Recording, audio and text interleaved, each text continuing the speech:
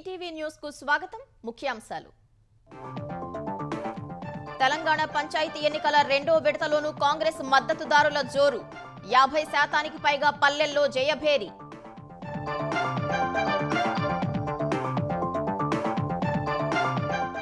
తొలి విడతతో పోలిస్తే కాస్త బలపడిన బీఆర్ఎస్. పలు జిల్లాల్లో గట్టి పోటీ. మారని బీజేపీ తీరు. మూడో స్థానంలో ఇతరులు. రెండో విడతలో వెళ్లి విరిసిన ఓటరు చైతన్యం. చలిని లెక్క చేయకుండా ఓట్లేసిన వృద్ధులు. 85.86% పోలింగ్ నమోదు. రేపు ఢిల్లీకి వెళ్లనున్న ఏపీ విద్యాశాఖ మంత్రి లోకేష్. ఆంధ్రప్రదేశ్కు చెందిన అంశాలపై కేంద్ర మంత్రులతో సమాలోచనలు.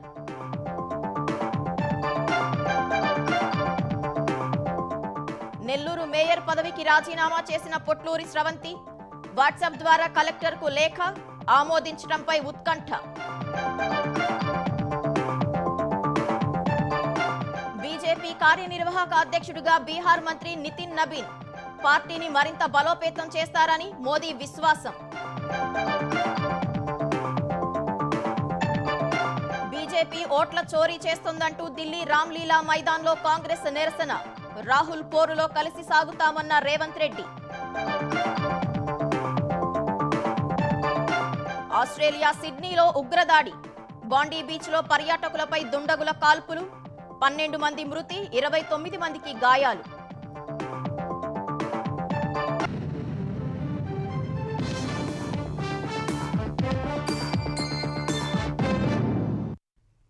తెలంగాణ పంచాయతీ ఎన్నికల రెండో విడతలోనూ అధికార కాంగ్రెస్ మద్దతుదారుల జోరు కొనసాగుతోంది. మొత్తం 4332 సర్పంచ్ స్థానాలకు గాను ఇప్పటి వరకు ప్రకటించిన వాటిలో సగానికి పైగా కాంగ్రెస్ మద్దతుదారులు గెలిచారు. తొలి విడతతో పోలిస్తే ప్రధాన ప్రతిపక్షం బీఆర్ఎస్ కాస్త బలపడింది. ఈ విడతలోనూ బీజేపీ పెద్దగా ప్రభావం చూపలేకపోయింది. ఆ పార్టీ కంటే ఇతరులు ఎక్కువ చోట్ల విజయం సాధించారు. తెలంగాణలో రెండో విడత పంచాయతీ ఎన్నికల ఓట్ల లెక్కింపు కొనసాగుతోంది. ఈ విడతలో 4332 సర్పంచ్ స్థానాలకు గాను 415 ఏకగ్రీవం కాగా 3911 సర్పంచ్ స్థానాల్లో ఓట్ల లెక్కింపు జరుగుతోంది. రెండో విడత పంచాయతీ పోరులోనూ అధికార కాంగ్రెస్ మద్దతుదారులు దూసుకెళ్తున్నారు. ఇప్పటి వరకు వెల్లడైన ఫలితాల్లో సగానికి పైగా గ్రామ పంచాయతీల్లో అధికార పార్టీ మద్దతుదారులు విజయం సాధించారు. ఇప్పటి వరకు 3760 చోట్ల ఫలితాలు వెల్లడి కాగా కాంగ్రెస్ మద్దతుదారులు 1950 చోట్ల జయభేరీ మోగించారు. తొలి విడతతో పోలిస్తే రెండో విడత ఫలితాల్లో బీఆర్ఎస్ మద్దతుదారులు బలపడ్డారు. ఇప్పటి వరకు ఆ పార్టీ మద్దతుదారులు 1043 చోట్ల విజయం సాధించారు. బీజేపీ మద్దతుదారులు 221 చోట్ల గెలవగా ఇతరులు 560 చోట్ల విజయం సాధించారు. చాలా తక్కువ మెజారిటీతో గెలిచిన చోట్ల రీకౌంటింగ్లు కొనసాగుతున్నాయి.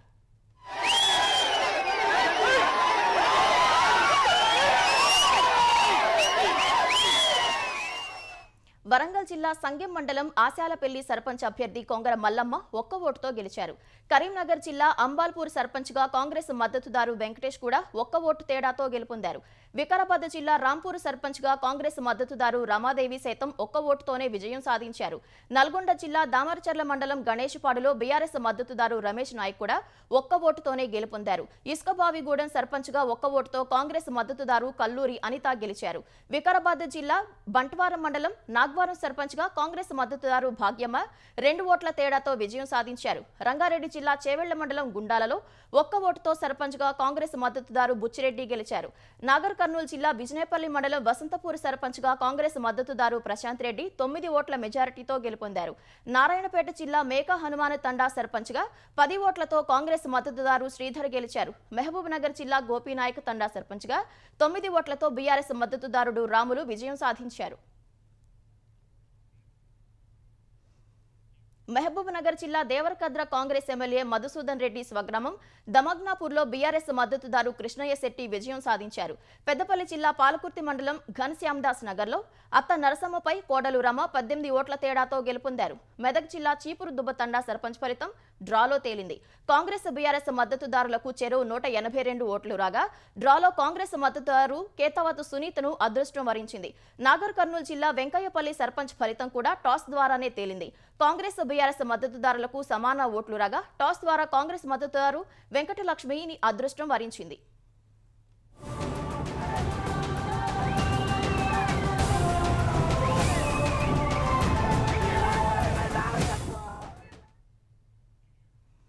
తెలంగాణలో రెండో విడత పంచాయతీ ఎన్నికల్లో 85.86% పోలింగ్ నమోదైంది. పలు జిల్లాల్లో ఓటరు చైతన్యం వెల్లివిరిసింది. చలిని సైతం లెక్క చేయకుండా ఉదయం నుంచి పోలింగ్ కేంద్రాలకు వచ్చి ఓటు హక్కు వినియోగించుకున్నారు. రాజకీయ ప్రముఖులు స్వగ్రామాల్లో ఓటు వేసి స్ఫూర్తి నింపారు. తెలంగాణలో రెండో విడత పంచాయతీ ఎన్నికల పోలింగ్ ప్రశాంతంగా ముగిసింది. రెండో విడతలో 4,332 సర్పంచ్ స్థానాలకు 415 ఏకగ్రీవం కాగా 38,322 వార్డులకు 8,304 స్థానాలు ఏకగ్రీవమయ్యాయి. ఫలితంగా 3,911 సర్పంచ్ స్థానాలు, 29,917 వార్డు స్థానాలకు పోలింగ్ జరిగింది. పలువురు ఎంపీలు, ఎమ్మెల్యేలు, ఎమ్మెల్సీలు, ఇతర ప్రజాప్రతినిధులు తమ సొంత గ్రామాల్లో ఓటు హక్కు వినియోగించుకున్నారు. రెండో విడత పోలింగ్లో కొన్ని చోట్ల చెదురుమదురు ఘటనలు చోటు చేసుకున్నాయి. ఉమ్మడి వరంగల్ జిల్లా పరిధిలోని దుగ్గొండి మండలం నాచినపల్లి గ్రామంలో ఏర్పాటు చేసిన పోలింగ్ కేంద్రంలో బీఆర్ఎస్, కాంగ్రెస్ కార్యకర్తల మధ్య వాగ్వాదం చోటు చేసుకుంది. బీఆర్ఎస్ నేతలు టీషర్ట్లు ధరించి పోలింగ్ కేంద్రంలోకి రావడంతో కాంగ్రెస్ కార్యకర్తలు ఆందోళనకు దిగారు. పోలీసుల జోక్యంతో వివాదం సద్దుమణిగింది. మెదక్ జిల్లా మనోహరాబాద్ మండలం కోనాయిపల్లిలో కాంగ్రెస్, బీజేపీ శ్రేణుల మధ్య గొడవ జరిగింది. పోలింగ్ సెంటర్ వద్ద ప్రచారం చేస్తున్నారంటూ రెండు పార్టీల శ్రేణులు వాగ్వాదానికి దిగాయి. ఈ క్రమంలో ఒకరిని మరొకరు నెట్టుకుంటూ కొట్టుకున్నారు.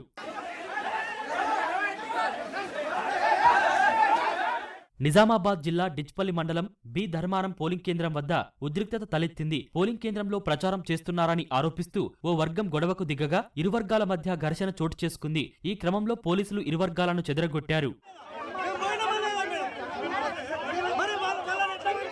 మెదక్ జిల్లా నార్సింగిలో సర్పంచ్ అభ్యర్థి శంకర్ నాయక్ సెల్ టవర్ ఎక్కి నిరసన వ్యక్తం చేశారు. నర్సంపల్లి పెద్దతండా సర్పంచ్ పదవికి పోటీ చేస్తున్న శంకర్ నాయక్ ప్రత్యర్థులు ఓటుకు 2,000 పంచుతున్నారని ఆరోపించారు. గతంలోనూ ప్రత్యర్థి పక్షం డబ్బులు పంచడం వల్లే సర్పంచ్ గా పోటీ చేసి ఓడిపోయానని ఆవేదన వ్యక్తం చేశాడు. పోలీసులు అక్కడకు చేరుకుని నచ్చజెప్పారు.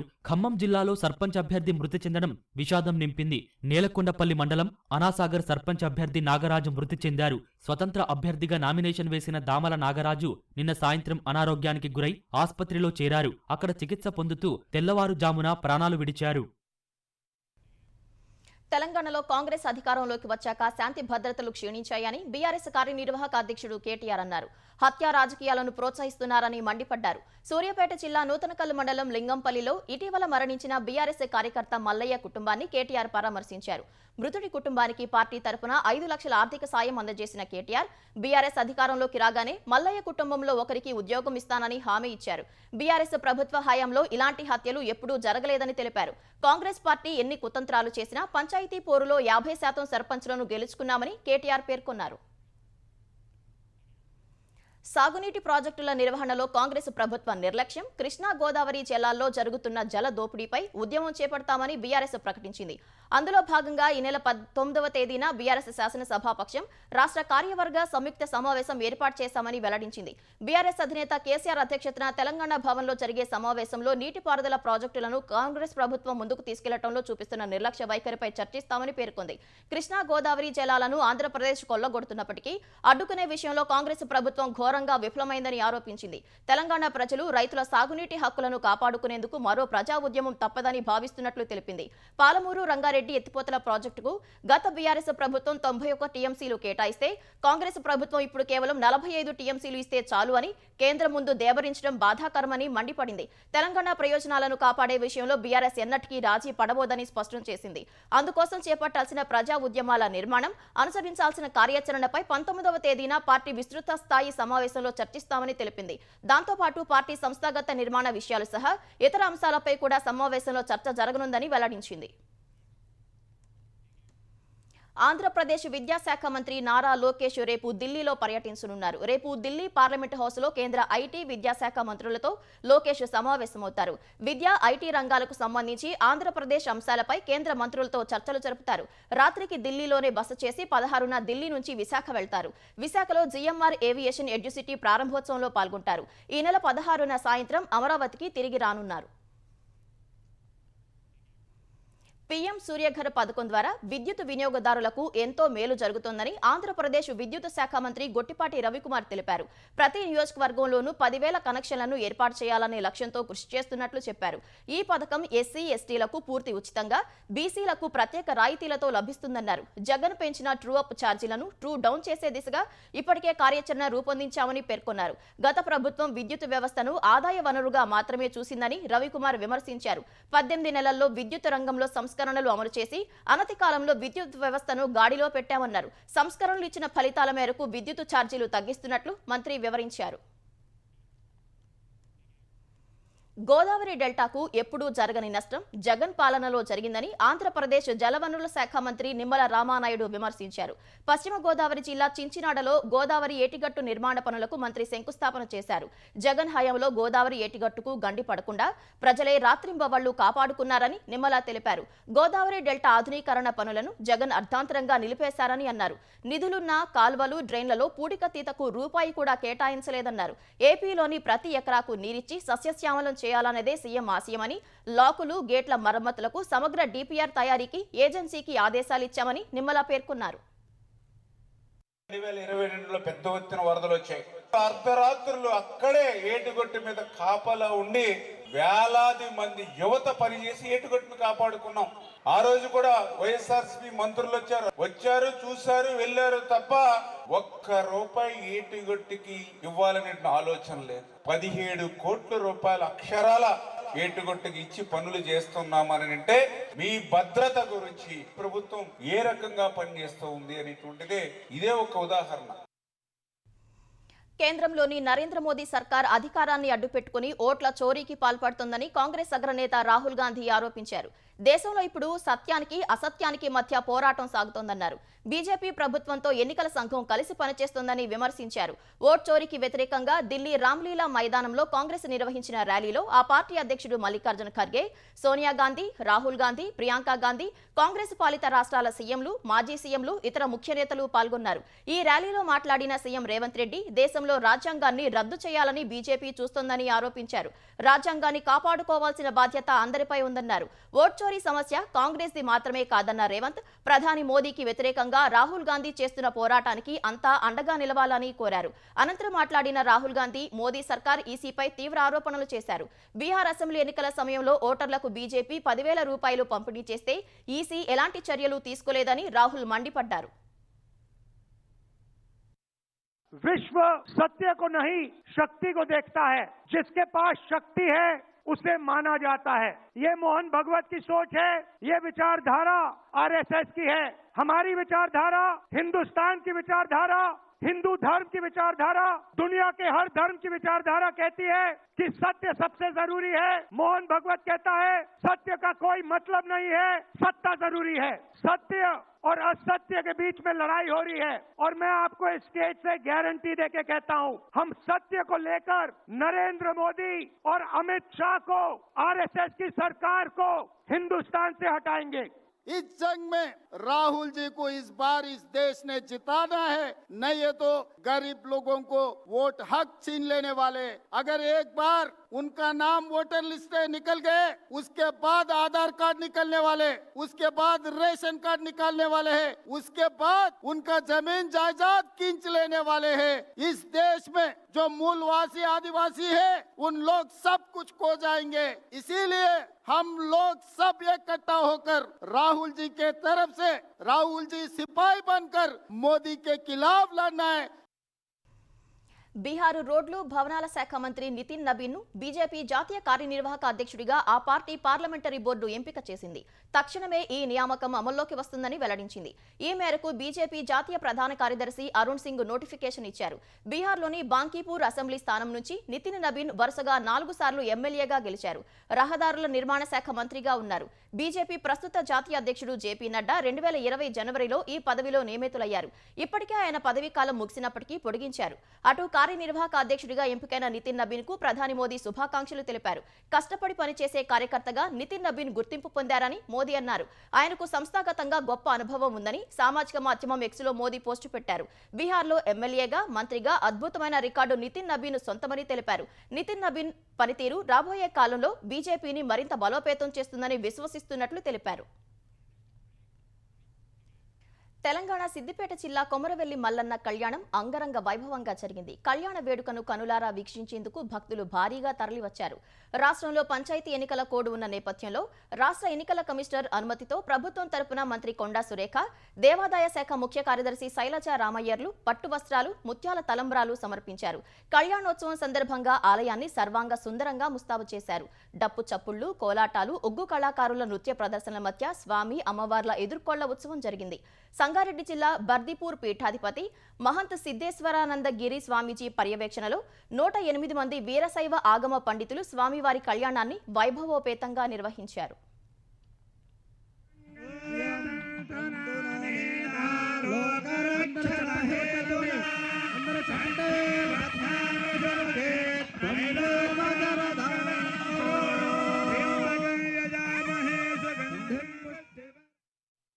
నెల్లూరు మేయర్ పొట్లూరి శ్రవంతి తన రాజీనామా లేఖను వాట్సాప్ ద్వారా కలెక్టర్ హిమాంశు శుక్లాకు పంపారు.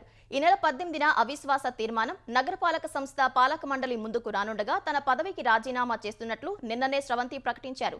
లేఖను నేరుగా కలెక్టర్కు అందిస్తానని చెప్పిన ఆమె కలెక్టర్ అందుబాటులో లేకపోవడంతో వాట్సాప్ ద్వారా పంపారు. అయితే ఈ లేఖను కలెక్టర్ ఆమోదిస్తారో లేదో అనే దానిపై ఉత్కంఠ నెలకొంది. నెల్లూరు నగరపాలక సంస్థ పరిధిలో 54 మంది కార్పొరేటర్లు ఉండగా వారంతా గత ఎన్నికల్లో వైసీపీ నుంచి గెలిచారు.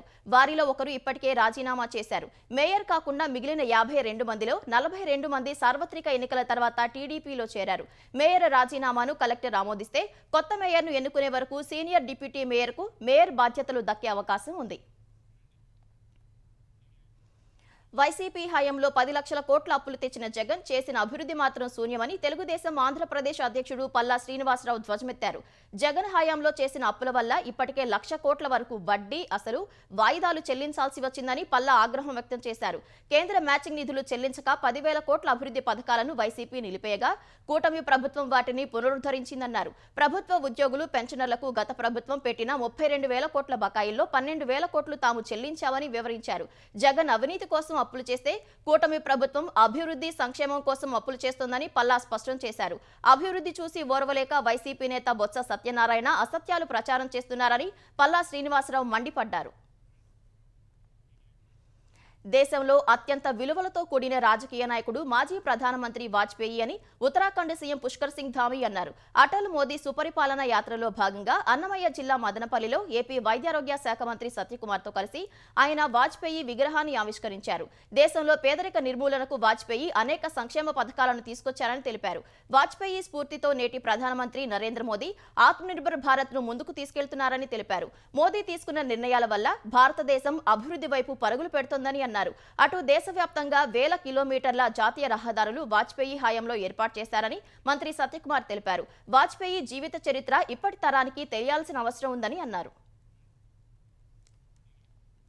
ప్రేమించి పెళ్లి చేసుకున్న భార్యను అనుమానంతో భర్త దారుణంగా హత్య చేసిన ఘటన పల్నాడు జిల్లా రొంపిచెర్ల మండలం మాచవరంలో జరిగింది. బంధువుతో వివాహేతర సంబంధం కొనసాగిస్తుందనే అనుమానంతో భార్యను హతమార్చిన భర్త ద్విచక్ర వాహనంపై మృతదేహాన్ని తీసుకెళ్లి బాపట్ల జిల్లా సంతమాగులూరు పోలీస్ స్టేషన్లో లొంగిపోయాడు. సంతమాగులూరు మండలం ఏల్చూరుకు చెందిన వెంకటేశ్వర్లు, రొంపిచెర్ల మండలం మాచవరానికి చెందిన మహాలక్ష్మి ప్రేమించి పెళ్లి చేసుకున్నారు. వీరికి 2 పిల్లలు. దాదాపు 10 ఏళ్లు సంతోషంగా జీవించారు. భార్య బంధువుతో వివాహేతర సంబంధం పెట్టుకుందనే అనుమానంతో వెంకటేశ్వర్లు తరచూ గొడవ పడేవాడు. భార్య బంధువుపై ఫిర్యాదు చేసి పోలీస్ స్టేషన్కు పిలిపించి కౌన్సిలింగ్ ఇచ్చేలా చేశాడు. ఈ నేపథ్యంలో అభిప్రాయ భేదాలతో మహాలక్ష్మి పుట్టింటికి వెళ్లి ఒంటరిగా ఉంటుంది. వినుకొండలో బేకరీలో పనిచేస్తున్న వెంకటేశ్వర్లు దగ్గరే పిల్లలు ఉంటున్నారు. ఈ క్రమంలో వెంకటేశ్వర్లు శనివారం భార్య పుట్టింటికి వెళ్లి ఆమె తాలూకు బంగారం ఇస్తానని చెప్పి నమ్మించాడు. ఈ ఉదయం ద్విచక్ర వాహనంపై ఊరి శివారుకు తీసుకెళ్లి గొంతు నిలుమి చంపాడు. మృతదేహాన్ని సంతమాగులూరు పోలీస్ స్టేషన్కు తీసుకెళ్లాడు. వెంటనే పోలీసులు ఆమెను ప్రాథమిక ఆరోగ్య కేంద్రానికి పంపగా మృతి చెందినట్లు వైద్యులు నిర్ధారించారు. రొంపిచెర్ల పోలీసులు మృతదేహాన్ని స్వాధీనం చేసుకుని కేసు నమోదు చేసి దర్యాప్తు చేపట్టారు. అక్రమ సంబంధానికి అడ్డొస్తున్నాడని ప్రియుడితో కలిసి భర్తను భార్య హత్య చేయించిన ఘటన వికారాబాద్ జిల్లా చౌడాపూర్లో జరిగింది. చౌడాపూర్కు చెందిన కర్రె కవిత, అదే గ్రామానికి చెందిన దాసరి రామకృష్ణ మధ్య కొన్నేళ్లుగా అక్రమ సంబంధం కొనసాగుతుంది. ఈ విషయం తెలియడంతో కవితను ఆమె భర్త రత్నయ్య మందలించాడు. ఈ క్రమంలో రత్నయ్యను హత్య చేసేందుకు ప్రియుడు రామకృష్ణతో కలిసి కవిత పథకం పన్నింది. ఉదయం పొలం నుంచి వస్తున్న రత్నయ్యను ట్రాక్టర్తో ఢీకొట్టి రామకృష్ణ హత్య చేశాడు. ప్రమాదంగా చిత్రీకరించే ప్రయత్నం చేయగా అనుమానం వచ్చిన పోలీసులు తమదైన శైలిలో విచారణ విచారణ చేశారు. పోలీసుల దర్యాప్తులో 2 నిందితులు నేరం అంగీకరించారు. ప్రమాదానికి ఉపయోగించిన ట్రాక్టర్ను సీజ్ చేసిన పోలీసులు నిందితులను రిమాండ్కు తరలించారు. సంగారెడ్డి జిల్లా అమీన్పూర్లో యువకుడిని కొట్టి చంపిన ఘటనలో యువతి తల్లిదండ్రులను సోదరుడిని పోలీసులు అరెస్ట్ చేసి రిమాండ్కు తరలించారు. సృజన లక్ష్మీనగర్లో ఉంటున్న శ్రీజ 10వ తరగతి చదువుతున్నప్పుడు జ్యోతి శ్రవణ్ సాయి అనే యువకుడితో ప్రేమలో పడింది. కొంతకాలంగా వారి ప్రేమ కొనసాగుతూ వచ్చింది. ఈ క్రమంలో ఈ నెల 9న తీవ్ర గాయాలతో కనిపించిన శ్రవణ్ సాయి ఆసుపత్రిలో చికిత్స పొందుతూ మరణించాడు. కుటుంబ సభ్యుల ఫిర్యాదు మేరకు దర్యాప్తు చేపట్టిన పోలీసులు శ్రీజ తల్లిదండ్రులు సోదరుడికి ఈ హత్య కేసులో ప్రమేయం ఉన్నట్లు తేల్చారు. శ్రీజ 3 నెలల గర్భవతి అని తెలిసి యువతి తల్లిదండ్రులు శ్రవణ్ సాయిని మాట్లాడేందుకు పిలిపించి బ్యాట్తో కొట్టి తీవ్రంగా గాయపరిచారని తెలిపారు. ఈ హత్యలో యువతి తల్లి సిరి, తండ్రి హరిబాబు సహా సోదరుడు రామ్ తేజ ప్రమేయం కూడా ఉందని పోలీసులు స్పష్టం చేశారు. ఆస్ట్రేలియా సిడ్నీలోని ప్రముఖ పర్యాటక ప్రదేశమైన బాండీ బీచ్లో ఉగ్రదాడి జరిగింది. 2 ఉగ్రవాదులు విచక్షణ రహితంగా కాల్పులకు తెగబడగా 11 మంది పౌరులు మృతి చెందారు. మరో 29 మంది గాయపడ్డారు. పోలీసులు జరిపిన కాల్పులో ఒక ఉగ్రవాది మరణించగా మరొకడు గాయపడ్డాడు. పర్యాటకులు ఉల్లాసంగా గడుపుతున్న సమయంలో బీచ్లోకి ప్రవేశించిన 2 ఉగ్రవాదులు ఒక్కసారిగా కాల్పులకు తెగబడ్డారు. ఆకస్మిక కాల్పులతో భీతిల్లిన వందల మంది పర్యాటకులు ప్రాణాలు అరచేతిలో పెట్టుకుని పరుగులు తీశారు. ఉగ్రవాదులు నల్లటి ముసుగు ధరించి షార్ట్ గన్స్తో సర్ఫ్ క్లబ్ పక్కనే ఉన్న పాదచారుల వంతెనపైకి చేరుకొని కాల్పులు జరిపారని ప్రత్యక్ష సాక్షులు తెలిపారు. ఈ సమాచారం అందుకున్న పోలీసులు ఘటనాస్థలికి చేరుకుని సహాయ చర్యలు చేపట్టారు. క్షతగాత్రులను హెలికాప్టర్లు 30 అంబులెన్స్ల సాయంతో అధికారులు ఆసుపత్రులకు తరలించారు. ఇది ఉగ్రదాడి అని New South Wales police commissioner స్పష్టం చేశారు. ఉగ్రవాదుల కారులో ఐఈడీ లభించిందని వెల్లడించారు. క్షతగాత్రుల్లో 2 పోలీసులు ఉన్నారని, వారి పరిస్థితి విషమంగా ఉందని పోలీస్ కమిషనర్ పేర్కొన్నారు. అమెరికాలో మరోసారి కాల్పుల ఘటన కలకలం రేపింది. బ్రౌన్ విశ్వవిద్యాలయంలో ఓ సాయుధుడు జరిపిన కాల్పుల్లో 2 చనిపోగా 8 మంది గాయపడ్డారు. క్షతగాత్రుల పరిస్థితి విషమంగా ఉందని ప్రావిడెన్స్ మేయర్ బ్రెట్ స్మైలీ తెలిపారు. అమెరికా కాలమానం ప్రకారం శనివారం సాయంత్రం 4:22 ఐవీ లీగ్ క్యాంపస్లోని ఇంజనీరింగ్ భవనంలో ఫైనల్ పరీక్ష జరుగుతుండగా కాల్పులు చోటు చేసుకున్నట్లు స్మైలీ తెలిపారు. అప్రమత్తమైన యూనివర్సిటీ యాజమాన్యం విద్యార్థులు తామున్న గదులను లాక్ చేసుకుని మొబైళ్లను సైలెంట్ మోడ్లో పెట్టుకోవాలని సూచించింది.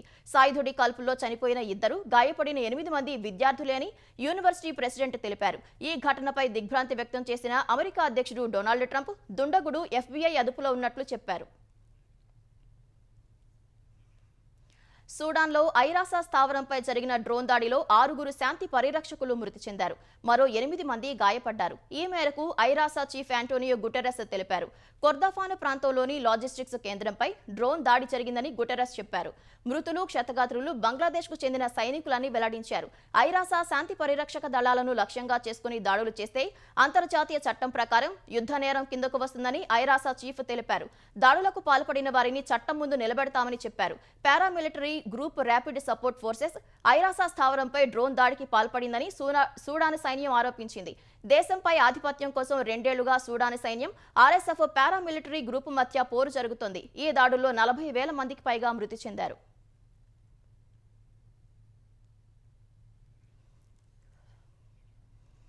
గోవా నైట్ క్లబ్ అగ్ని ప్రమాద ఘటనకు సంబంధించి లూథ్రా సోదరులను థాయిలాండ్ నుంచి తీసుకొచ్చేందుకు అధికార లాంఛనాలన్నీ పూర్తయినట్లు తెలుస్తుంది. నైట్ క్లబ్ యజమానులు సౌరభ్ లూథ్రా, గౌరవ్ లూథ్రాలను వచ్చే 24 లేదా 48 గంటల్లో భారత్కు తీసుకురానున్నట్లు అధికారిక వర్గాలు తెలిపాయి. ఈ నెల 6న గోవా నైట్ క్లబ్లో జరిగిన అగ్ని ప్రమాదంలో 25 మంది సజీవ దహనమయ్యారు. ప్రమాదం జరిగిన కొన్ని గంటల్లోనే లూథ్రా సోదరులు థాయిలాండ్లోని ఫుకెట్కు పరారయ్యారు. వెంటనే అప్రమత్తమైన గోవా పోలీసులు CBI సహకారంతో లుకౌట్ నోటీసులు జారీ చేయించారు.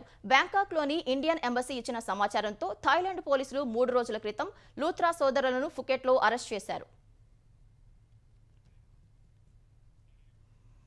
కోల్కతాలో ఫుట్బాల్ దిగ్గజం లియోనల్ మెస్సీ ఈవెంట్ నిర్వాహకుడు శతద్రు దత్తాకు కోర్టులో చుక్కెదురైంది.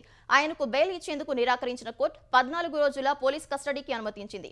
సాల్ట్ లేక్ స్టేడియంలో మెస్సీ ఈవెంట్ను లోపభూయిష్టంగా నిర్వహించడం ఫలితంగా ఫుట్బాల్ అభిమానులు ఆగ్రహంతో విధ్వంసానికి దిగిన కేసులో శనివారం శతద్రు దత్తాను కోల్కతా ఎయిర్పోర్ట్లో పోలీసులు అరెస్ట్ చేశారు. మరోవైపు బెంగాల్ గవర్నర్ సివి ఆనంద్ బోస్ ఇవాళ సాల్ట్ లేక్ స్టేడియంను సందర్శించారు. స్టేడియం మొత్తం కలియదిరిగిన ఆయన అధికారులను అడిగి వివరాలు తెలుసుకున్నారు. ప్రభుత్వం ఏర్పాటు చేసిన కమిటీ దర్యాప్తులో భాగంగా సాల్ట్ లేక్ స్టేడియంను సందర్శించింది.